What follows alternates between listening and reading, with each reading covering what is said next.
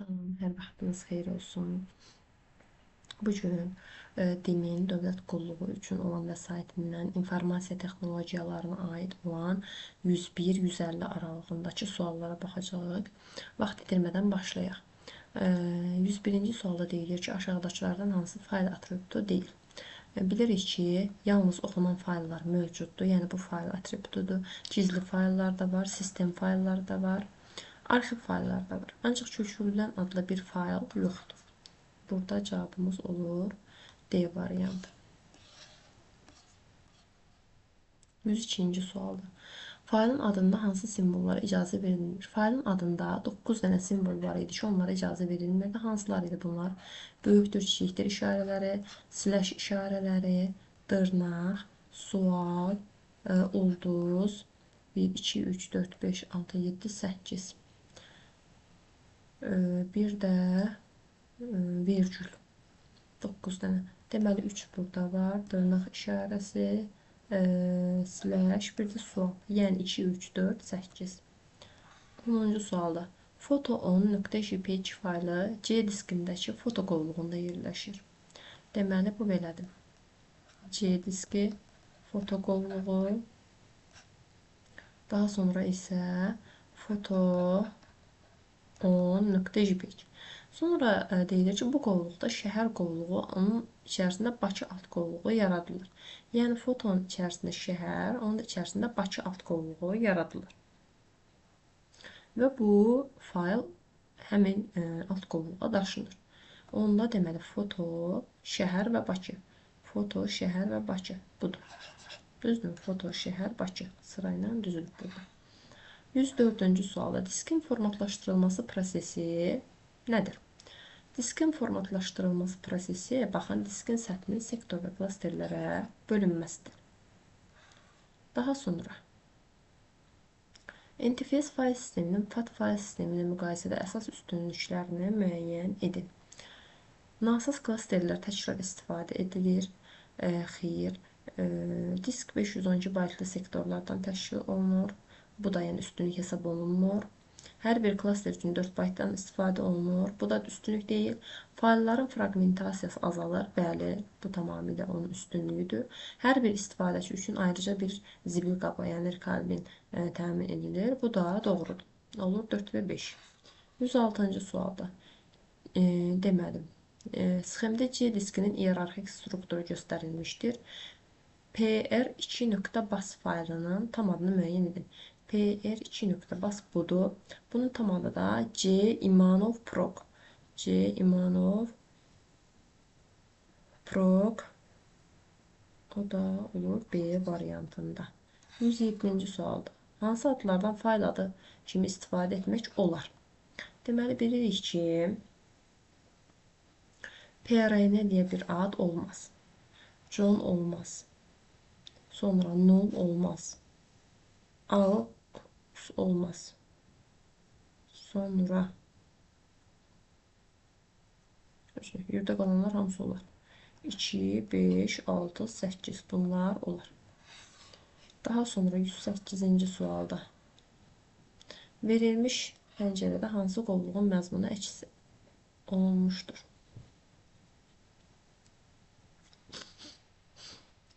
Deməli, burada mənim kompüterim adlı qovluqdur. 109-cu sualda. Bütün ekran boyunca açmaq üçün deyir hansı düymə istifadə olunur? Təbii ki də bu düymə, yəni 4. 110-cu sualda. Delete, udalit əmri ilə silinmiş fayllar hara yerləşdirilir? Zibil qabına. Variantlardan hansı iş masasında piktogramların avtonizamlanmasına imkan verir? Təbii ki də burada avtonizamlanma deyirsə, view hissəsində biz bunu edə bilirik. 112-ci sual. İş masası fonu kontekst menünün hansı əmri ilə dəyişdirilə bilər? Təbii ki, personalize, yəni xüsusiyyətlər bölməsindən. Windows aksesuarları qovluğunda yerləşən proqramlara aid olan sıranı müəyyən edin. Windows aksesuarları baxırıq. Bunlar deyil, təbii ki. Elə budur. C variantı.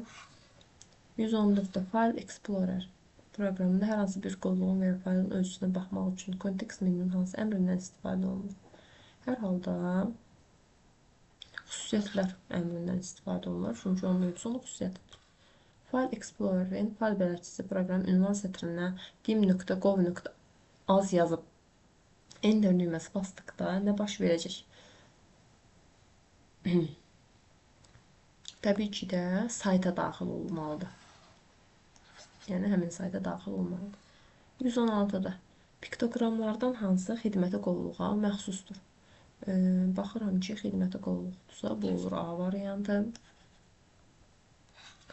117-də pəncərə üzərində hansı əməliyyatı yerinə yetirmək olmaz? Deməli, pəncərəni maksimallaşdırmaq olar, minimallaşdırmaq da olar, bağlamaq da olar, yerini dəyişdirmək də olar. Pəncərəni kəsmək olmaz. Daha sonra 118-də açılmış pəncərələri şəkildəki kimi sıralamaq üçün hansı əmr seçilir? Deməli, burada kaskadlaşdırmaq. Baxın, bu əmr seçilməlidir. 119-da axırıncı icra olunmuş əməliyyatdan imtina etmək üçün klaviaturadan Ctrl-Z kombinasiyası icra olunur. Qovluqlar üzərində icra olunan əməliyyatlar hansılardır? Deməli, burada baxın, qovluğu çap eləyə bilmirik. Çap etmək fayla aid bir şeydir. Sonra qovluğu biz necə redakt edə bilərik ki? Yenə də burada çap etmək var. Sonra birləşdirmək, köçürmək, redaktə etmək. Burada redaktə etməklər, bunlar fayllara aid özəlliklərdir, qovluğa yox. Qovluğa aid ola bilər kitabxanaya daxil etmək, köçürmək, silmək. Bunlar ola bilər. 121-də oxla göstərilən element hansı məqsədlə istifadə oluna bilər? Deməli, oxla göstərilən element burada tam görünmədiyinə görə bunu tam demək olmur. Yəni, burada bunu nəzərdə tutur, yoxsa burada işarələnən nəzərdə tutur. Yəni, tam görmək olmur, hansı nəzərdə tutursa, onsuz ki, heç bir də görünmür. Daha sonra 122-də Task Manager pəncərəsini açmaq üçün lazımdır. Deməli, Ctrl-Shift-Esc kombinasiyası. 123-də fayl adları, deməli, aşağıdakı siyahıda mümkün olan fayl adlarını seçin. Deməli, bir mümkündür. Bu olar. Daha sonra böyük kiçik işarələri olmaz, slash işarələri olmaz, ulduz olmaz və sual işarəsi olmaz. Deməli, oldu 1, 3, 7 və 8. 124-də this PC, yəni bu kompüter qovluğunda obyektlərin görünüş rejimlərinə aid olanları seçin. Deməli, belə bir görünüş rejimimiz var. Name adlı bu görünüş rejimi deyil. Lövhəciklər, bu da var. Bu tarixdir. Bu məzmundur. Bir dəqiqə, yox, belə bir, bu da var. Məzmununa görə görünüş rejimi, belə deyək. Tipidir, detallarıdır. Bu ölçüsüdür heç. Bu da olmalı və 7 təfərrüatları ilə bir görünüş rejimi mövcuddur. Aşağıdakı proqramlardan hansılar Windows aksesuarlar qovluğuna aiddir? Deməli, burada aiddir Paint, WordPad, Notepad və 8-ci. 3, 4, 6, 8. 126-cı sualda Start menüsünü açmaq üçün hansı düymə və ya kombinasiyalar qovluğundan istifadə olunur? Deməli, biri 3. Hələ ki. Və də Ctrl-Esc. Digərləri yox. 1 və 3. 127-də tapşırıqlar paneli üzərində yerləşən elementləri müəyyən edin.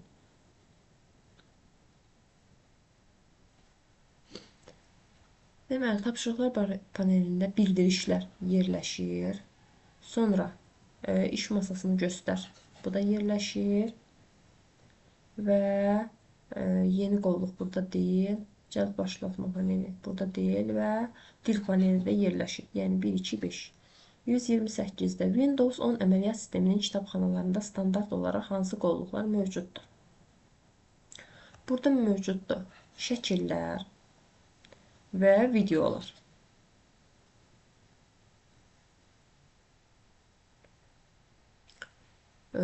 standart olaraq bunlar mövcuddur. 129-cu sual. Əməliyyat sistemi kitabxanada standart hansı qovluqlar mövcuddur? Yenə də burada da götürürük sənədlər və musiqi. Aşağıdakılardan hansı arxiv qovluğudur? Deməli, arxiv qovluğudur bu və bu. 2 ilə 4. Bunları şəklindən tanıyırıq. 131-də kitabxanalar qovluğunda var. Deməli, kitabxanalar qovluğunda yenə də var videolar, sənədlər, musiqi və şəkillər. 1, 4, 5, 6. Fayl bələdçisi proqramında seçilmiş obyektin nüsxəsinin köçürülməsi üsullarını müəyyən edin. Deməli, kontrol düyməsinə basılı saxlayıb sıçanla sürükləmək. Bəli, bu mümkündür. Home link tabının copy və paste əlavə et düymələrini icra etmək. Bu Word-da mümkündür. Yəni, File Explorer-da məncə bu mümkün deyil.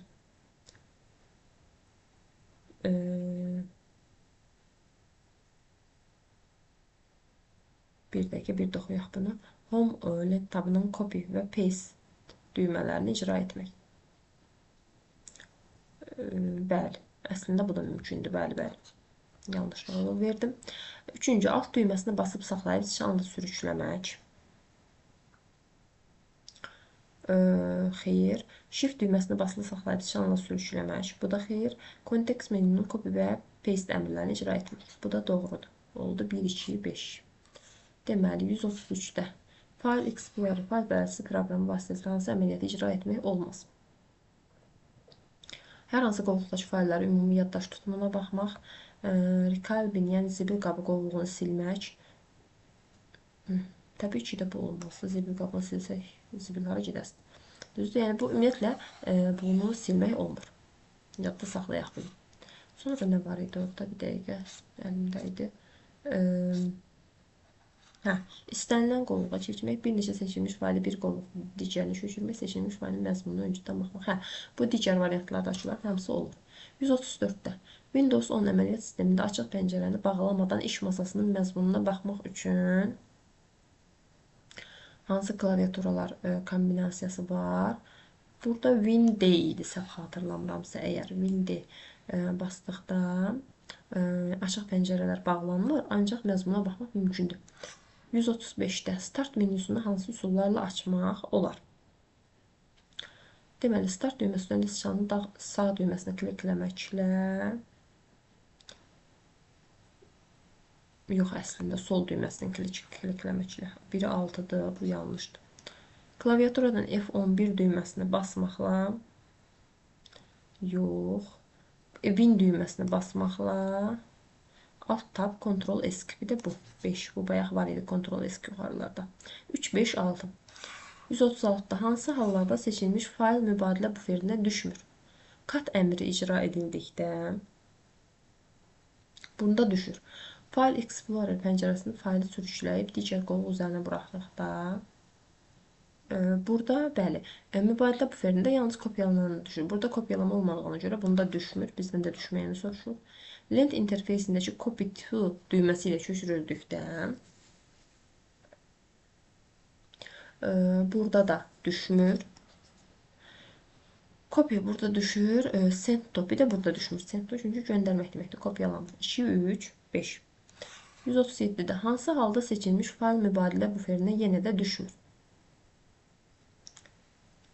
Yenə də cut əmri icra edildikdə düşür. Çünki cut nədir? Kəsmək ilə kopyalayıb silmək deməkdir. Bunda düşür. Kontrol düyməsi basılı halda fayl digər qovluğa köçürüldükdə bunda düşmür. Çünki kopyalama yoxdur.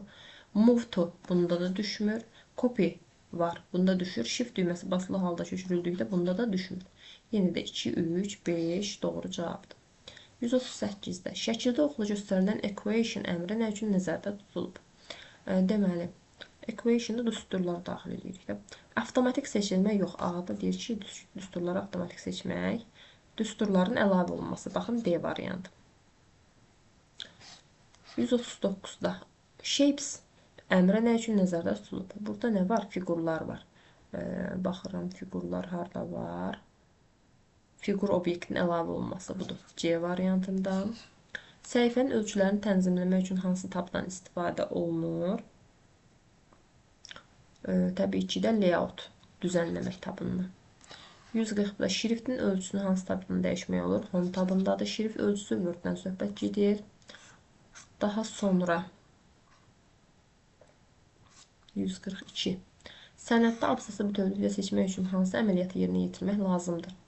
Deməli, burada belə bir şey var ki, sıçanın sol düyməsini bir dəfə klikləyəndə söz seçilir, 2 dəfə klikləyəndə cümlə, 3 dəfə kliklədikdə isə abzas seçilir. 143-də Ctrl Enter düymələr kombinasiyası basıldıqda nə baş verir? Deməli, kursor olduğu yerdən mətn növbəti səhifəyə keçir. Kursor sətrin sonunda yerini dəyişir. Kursor sətrin əvvəlini yerini dəyişir. Kursor sonuncu səhifəyə keçir. Kursor əvvəl səhifəyə keçir və yeni boş səhifə açılır. Burada hər halda A variantı olar. Çünki ən uyğun odur. 144-də mətn prosesorunda aşağıdakı siyahı yığılmışdır. Kursor deməli budur da. Siyahı birinci elementin sonuna yerləşdirilib və enter düyməsi basıldıqda, enter düyməsi basılanda nə olur? Bu gəlir bura, bir dənə boşluq yaranır və bir dənə də nöqtə yaranır. Burada baxın belə bir şey. Deməli, baxın belə variantda. Burada boşluq yoxdur. Burada boşluqlar, nöqtə yoxdur. Burada bu nədir? Aşağıda yaranır boşluq. Burada da yoxdur. Y variantında baxın boşluq da var, nöqtə də var. Yuxarıda mən elədiyim kimi. Elə cavabımız olasıdır Y variantı. Daha sonra 145-də mətnin bütün hərflərinin böyük olması üçün bu düymənin hansı əmri seçmək lazımdır? Təbii ki də uppercase, yəni A variantını seçmək lazımdır. Hansı ki bunlar Python'da da var. Upper böyük yazırdı. Capitalize Python'da birinci hərfini böyük yazırdı. Burada mı bütün sözlər böyük hərflə yazır. Lowercase kiçik hərflə yazır. Python'da da bu lower idi. Sonra bu Python'da yoxdur belə bir şey, Y variantında. Bu böyük hərfləri kiçik hərfləri böyük edir. Daha sonra 146-da eyni zamanda bir neçə sənədin açılmış pəncərələri ilə işləmək, pəncərələr arası keçid, onların ekranda düzülüşü kimi əməliyyatlar hansı tabdan yerinə yetirilir? Burada təbii ki də bu görünüş tabından, yəni view tabından yerinə yetirilməlidir. 147-də cədvəlin daxili və ya yan xətlərini necə silmək olar? Deməli, bu xətləri silmək üçün xətti seçib, yox, dəqiqə, yox, xətlər, budur da, baxın budur, pozan vasitəsilə, B variantı. 148-də insert table əmri nə üçün nəzərdə tutulub? Bu yeni bir cədvəl əlavə etmək üçündür. Baxaq görək. Deməli, formatlamaq üçün yox, əlavə etmək üçün də. Çox sayda sətr və sütundan ibarət cədvəllər əlavə etmək və sütun genişliyini təyin etmək üçün. Bəli, çünki bu hissədə, baxın, bu hissədə olanlar standartdır. Yəni, burada 1, 2, 3, 4, 5, 6, 7, 8, 9, 10. 10 dənə biz sütundan artıq sütun keçə bilmirik. Ancaq burada insert table-da isə artıq sütunların sayını daha çox, sətirlərin sayını daha çox edə bilirik. Burada yəqin ki A variantı olasıdır, ancaq digər variantlara da baxaq. C variantını oxuyuram. Əlavə olunmuş çox sayda sətir və sütuna malik cədvəlin verilənlərini redaktə etmək üçün xeyir, redaktə yoxdur. Əlavə olunmuş çox sayda sətir və sütuna malik cədvəli silmək nə əlaqə? Cədvələ digər obyektlər əlavə etmək və xanalardakı verilənləri sıralamaq üçün təbii ki də xeyir. Gördük ki, A variantımız doğrudur. Baxıram 149-a. Şəkildəki lent qrupu hansı tabağa aiddir? Deməli, bu gördüyümüz üzrə cədvəlin hündürlüyünü, enini, Bu nədir? Xanalarını, sütununu, sətrindən söhbət gedirsə, bu düzən, yəni layout tabına aiddir. 150 də proqram pəncərəsinə məxsus elementlərə aid deyil. Deməli, proqram pəncərəsində cəd müraciət paneli olur, vəziyyət sətri olur, başlıq panelində olur, lent tabları da olur, təbii ki. Ancaq düstur sətri olmur. Düstur sətri Word-dən söhbət gedir də. Bu düstur sətri Excel-ə aid bir şeydir. Word-də yox. 151-ə baxmırıq. 150-yə qədər demişdik. Bu qədər. Ümid edirəm ki, bu izah sizdən ötürü faydalı oldu. Əgər hər hansı bir qaranlıq qalan məqam olarsa, onu qeyd etməyi unutmayın. Digər videolardan xəbərdar olmaq üçün kanala abunə olmağı, videonu bəyənməyi də unutmayın. İnşallah ki, digər videoda 151-200 aralığında olan testlərin izahını verəcəm. Sağ olun, özünüzə yaxşı baxın.